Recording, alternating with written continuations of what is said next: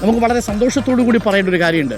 കുറച്ച് നാളുകൾക്ക് മുമ്പ് റിപ്പോർട്ടർ ടിവിയുടെ എഡിറ്റോറിയൽ സംഘവും റിപ്പോർട്ടർ വാർത്താ സംഘവും ലഹരിയും വേണ്ട ലഹളയും വേണ്ട എന്ന ക്യാമ്പയിനുമായി ബന്ധപ്പെട്ട് കേരളത്തിലുടനീളം യാത്ര നടത്തിയിരുന്നു.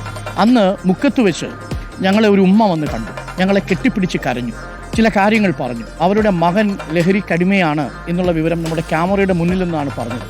ആ ഉമ്മയെ പിന്നീട് ചില ആളുകൾ അധിക്ഷേപിക്കുകയൊക്കെ ചെയ്തു. പക്ഷേ ആ ഉമ്മയെ ആ നാട്ടുകാരെ ചേർത്ത് പിടിച്ചു നിർത്തി. ആ ചെറുപ്പക്കാരനെ ലഹരി വിമുക്ത കേന്ദ്രത്തിൽ കൊണ്ടുപോയി. ഇന്ന് ആ ചെറുപ്പക്കാരൻ എന്ത് സംഭവിച്ചു എന്നുള്ളത് മുക്കത്ത് നിന്നുള്ള എന്താ പേര്, ജാബിർ പറയും. മുക്കത്തിന്റെ പ്രസിഡന്റാണ്.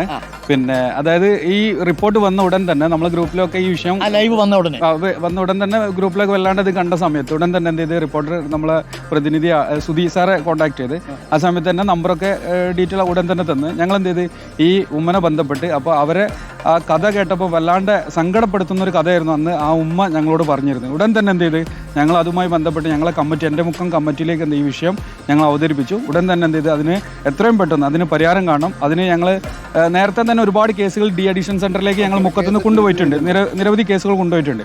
അപ്പോൾ അവിടുത്തെ പോസ്റ്റ് ഞങ്ങൾക്ക് അറിയാം. അപ്പോൾ ഗവൺമെൻറ് സൈഡിലേക്ക് ഞങ്ങൾ നോക്കി. പക്ഷേ ആ സമയത്ത് എന്ത് ചെയ്യുക, അവിടെ ബൈസ്റ്റാൻഡർ ഒരു വിഷയം വന്നു. പക്ഷേ അത് നമുക്ക് എന്ത് ചെയ്യാൻ പറ്റില്ല, ഈ വീട്ടിൽ ഉമ്മ തനിച്ചാണ്. അപ്പോൾ ഒരു പെങ്ങളും ഈ ഉമ്മയും മാത്രമേ ഉള്ളൂ. അവരെ വെച്ചിട്ട് എന്ത് ചെയ്യാൻ പറ്റില്ല, ബൈസ്റ്റാൻഡറായിട്ട് ചെയ്യാൻ പറ്റുന്നതിൽ പ്രയാസം കണ്ട് അതിൻ്റെ അടിസ്ഥാനത്തിൽ ഞങ്ങൾ ഒരു സ്പോൺസറെ കണ്ടെത്തി. ആദ്യത്തെ സ്പോൺസർ 1-2 സ്പോൺസർമാർ വന്നു. പക്ഷേ അവരൊക്കെ പിന്നീട് പിൻവലിഞ്ഞു. ലാസ്റ്റ് നമ്മൾ ചെറുവാടി എന്ന ഒരു സ്ഥലത്ത് KPU അലി എന്ന് പറഞ്ഞ ഒരു അവിടുത്തെ സാമൂഹ്യ പ്രവർത്തകനാണ്. അയാൾ എന്ത് ചെയ്ത് ഈ ഇതിന് വേണ്ട ഫണ്ട് കണ്ടെത്തി.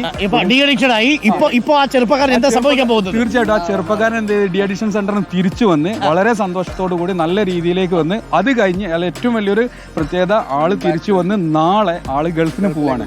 നല്ലൊരു ജോലിയായിട്ട് നാളെ എന്ത് ചെയ്യാണ്. അങ്ങനെ ഡി അഡിക്ഷൻ സെന്ററിൽ നിന്ന് നമ്മളുടെ വാർത്തയിൽ ആ ഉമ്മ വന്ന് കരഞ്ഞു പറഞ്ഞ ആ മകൻ നാളെ ഗൾഫിലേക്ക് പോവുകയാണ്. അദ്ദേഹം ലഹരിയോട് ഗുഡ് ബൈ പറഞ്ഞിരിക്കുന്നു. So say good bye to all forms of ലഹരി. എല്ലാത്തരം ലഹരികളോട് നമുക്ക് ഗുഡ് ബൈ പറയാം. ലഹരിയും വേണ്ട, ലഹളയും വേണ്ട. ചെസ്സിൻ്റെ കരുനീക്കങ്ങളിൽ ലഹരി പടർത്താം നമുക്ക്. ചതുരംഗക്കളങ്ങളിലേക്ക് ആവട്ടെ ശ്രദ്ധ. I think therefore I am എന്ന് പറയാൻ തലച്ചോറ് ബാക്കിയുള്ളൊരു തലമുറയെങ്കിലും ബാക്കി വേണ്ടേ? ഈ സന്ദേശത്തോടു കൂടി നമ്മൾ കടലുണ്ടി ചെസ് ഗ്രാമത്തിൽ നിന്ന് താൽക്കാലികമായി വിട പറയുകയാണ്.